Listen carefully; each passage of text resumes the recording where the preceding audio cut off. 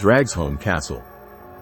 Considered one of the most haunted places in Europe, this 800-year-old castle was home to noble prisoners. Dragsholm Castle was built around 1215 by the Bishop of Roskilde. Located in the north of Zealand, it was originally built as a palace but was later fortified. It was the only castle on Zealand not to be taken during the Count's feud, a war of succession that raged across Denmark from 1534 to 1536. After the Count's feud and the ensuing Reformation in Denmark, the Crown took control of Dragsholm Castle.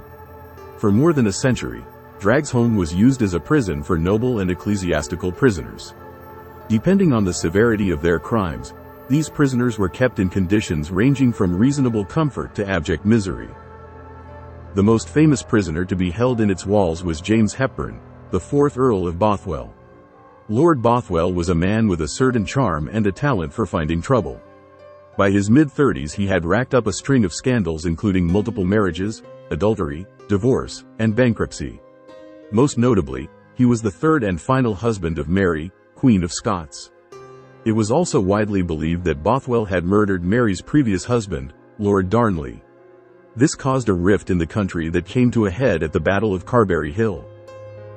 Bothwell lost the battle and promptly fled to Denmark, where he was detained and eventually imprisoned in Dragsholm. By all accounts, he was kept in truly awful conditions. For the last 10 years of his life, he was chained to a pillar half his own height, unable to stand upright. The pillar can still be seen at Dragsholm, surrounded by a circular groove dug in the floor by the enchained Lord Bothwell's shuffling. Bothwell died in the castle in 1578. During the Dano-Swedish War of 1658 to 1660, the Swedish King Charles X Gustav tried to blow up Dragsholm Castle. While not entirely destroyed, the castle was badly damaged and lay in ruins for a number of years. The king later gave the castle to a nobleman and grocer named Heinrich Müller, and in 1694 it was sold to the nobleman Frederick Christian Adler. These two men restored the castle in the Baroque style of their time, creating the castle that we see today, at least on the exterior. The interior has been modernized to some degree. Today, Dragsholm Castle is a tourist attraction, and home to a hotel and restaurant.